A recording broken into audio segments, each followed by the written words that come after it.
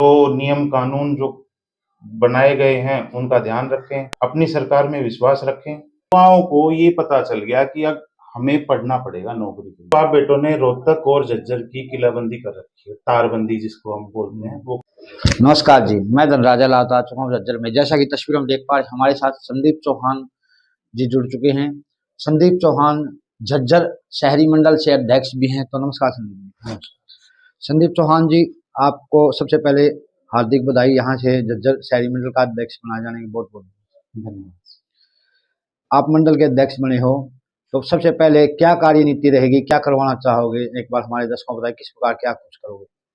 देखो, सबसे पहले तो शहर में एक अच्छी टीम बनाएंगे जो कि नौजवान और बुजुर्ग सबको साथ लेके चल सके, और ऐसे ऊर्जावान व्यक्ति अपनी टीम में रखेंगे जो कि शहर की समस्याओं को देखें और आपस में साझा करके उसको निवारण करने की कोशिश करें।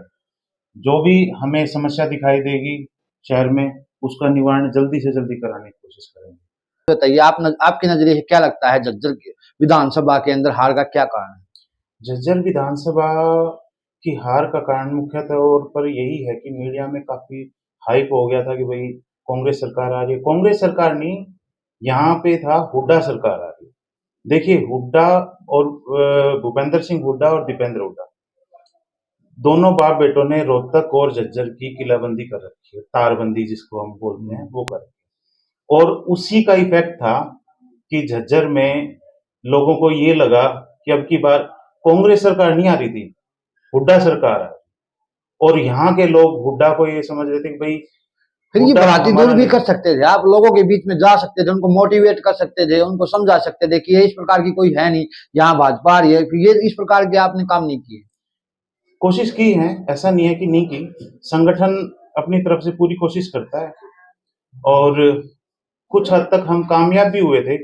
आप इस मार्जिन देखेंगे जो हमारी झज्जर विधानसभा सीट का है, हमें पहले के मुकाबले काफी ज्यादा सीट वोटें मिली हैं। 13,000 का मार्जिन हमारा रहा था। कुछ ये लगा लो कि झज्जर शहर में जो मतदान है वो कम हुआ, उसका भी हमें नुकसान हुआ है। नैरेटिव फैला हुआ था कि हुड्डा सरकार अब की बार, तो उसका भी कुछ इफेक्ट। सर, बात करें यहाँ से झज्जर से कोई मंत्री नहीं है, कोई विधायक नहीं जी, जहाँ पर मंत्री हैं, विधायक हैं, जी, जिस गति से विकास कार्य वहां पर हो, क्या आपको उम्मीद है उसी गति से विकास कार्य झज्जर में भी हो? झज्जर में भी उसी गति से विकास होंगे, क्योंकि मैंने जैसा कि आपका सबसे पहला सवाल था उसी में बताया था कि हम ऐसे ऊर्जावान कार्यकर्ताओं की टीम बनाएंगे, पढ़े लिखे समझदार लोगों की, जो कि हर कार्य क्षेत्र में कार्य करेंगे और सरकार से अपने काम कराने की यहाँ पे पूरी कोशिश करें। कोशिश क्या, हम काम कराएंगे इधर सरकार से। ये जो टीम बता रहे हो आप, जी, इसका पब्लिक को क्या फायदा होने वाला है?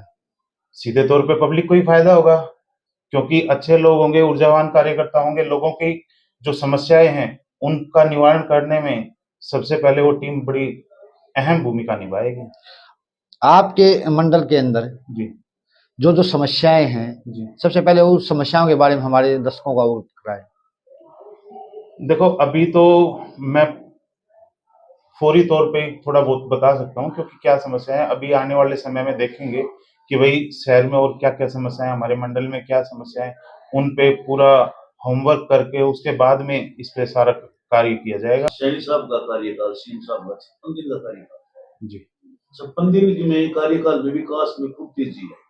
शायद ये सोच की सरकार बने या न बने, सरकार बनाने के चक्कर में विकास कार्य में तेजी आई।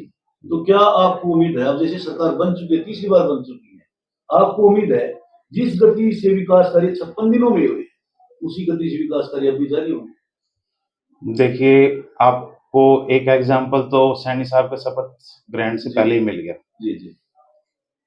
उन्होंने युवाओं को नौकरी दी, बिना खर्चे के नौकरी दी है, लगभग 24,000 के आसपास नौकरियां दी जी। और उसके बाद भी अभी तक आप देखेंगे माननीय मुख्यमंत्री जी ने काफी फैसले लिए हैं पब्लिक हित में। कल भी आपने एक देखा होगा कि मुख्यमंत्री जी ने महिला जो हमारी हैं प्रतिनिधि, उन सब से बजट से पहले चर्चा की है। तो ऐसा नहीं है, मुख्यमंत्री जी काम करेंगे और फिर हम लोग हैं, हम लोग भी अनुरोध करेंगे मुख्यमंत्री जी से कि भाई हमारे क्षेत्र में ये समस्या है, ये काम हो। बात की सर आपने जी। बोला कि नौकरियां दी गई है, जी। 24,000 नौकरियां दी गई, लेकिन विपक्ष तो बार बार आरोप लगा रहा है कि ग्रुप बी से को नौकरियां नहीं दी गई। क्या कुछ कहना देखो जी, चाहोगे? विपक्ष का तो कार्य है, काम है, उनका तो अगर वो विरोध ना करेंगे तो काम कैसे चलेगा? क्योंकि विपक्ष हो गया।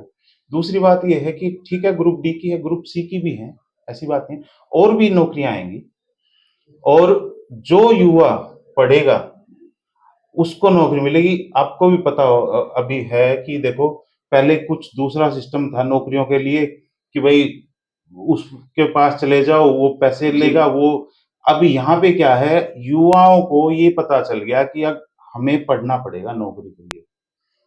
युवा वापस से किताबें ढूंढने लगे हैं, दोबारा से पढ़ने लगे हैं कि भाई हम पढ़ेंगे तो नौकरी मिलेगी, नहीं तो हमारे पास नौकरी नहीं है। सर, नौकरी की बात चल रही है, आपको बहुत बड़ी जिम्मेवारी मिली। जी। तो आप अपने हल्के में, अपने क्षेत्र में, अपने मंडल में युवाओं को ज्यादा नौकरियां मिली, अब जो आंकड़ा था वो बढ़ गया है, तो आपके क्या प्रयास रहने वाले युवाओं के लिए? सबसे पहले तो जी, ये पोर्टल पे रजिस्ट्रेशन जरूरी है।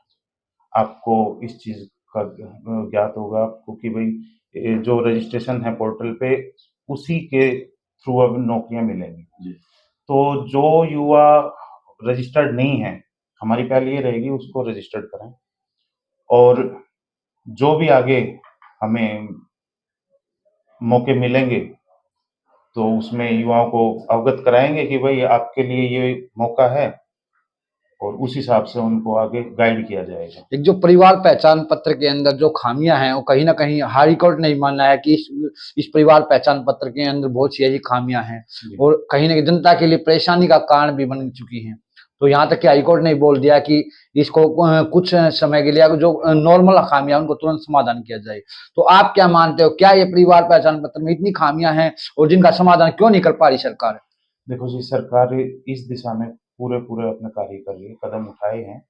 माननीय मुख्यमंत्री जी ने पीछे भी कहा था कि भाई तो ठीक कराओ, उसमें अपने विंडो भी दी गई थी कि जिसमें कहीं कोई त्रुटि है उसको ठीक कराया जाए। तो जल्दी इस सब में सुधार होगा, ऐसा नहीं है। हमारे दर्शकों को क्या संदेश देना चाहोगे अपनी तरफ से? देखो, ऐसा है जी, सरकार आती है, काम करती है, लेकिन सरकार पब्लिक के सपोर्ट के साथ कार्य करती है। अपनी सरकार में विश्वास रखें, और सरकार जितना काम करती है, सरकार के साथ साथ पब्लिक का भी उतना ही दायित्व है कि अपने शहर को ठीक रखें और अपनी व्यवस्थाओं को बना के रखें। जो नियम कानून जो बनाए गए हैं उनका ध्यान रखें। सरकार वैसे आपका और ध्यान रखेगी। आपके शहरी मंडल में आपकी विधानसभा में जो जो खामियां हैं, खामियां तो हैं ही, आप भी ये बात मानते हो क्योंकि हार का कहीं ना कहीं कारण खामियां भी ही हैं, तो उन्हें किस प्रकार सुधार करोगे आप? देखो, है कुछ खामियां, उनको धीरे धीरे दूर कर लिया जाए। अभी समय के साथ साथ सब दूर हो जाएंगे। अभी तो देखो शुरुआत है, अभी करते हैं धीरे धीरे काम। भाजपा के शीर्ष नेताओं तक अपनी क्या अपील करना चाहोगे?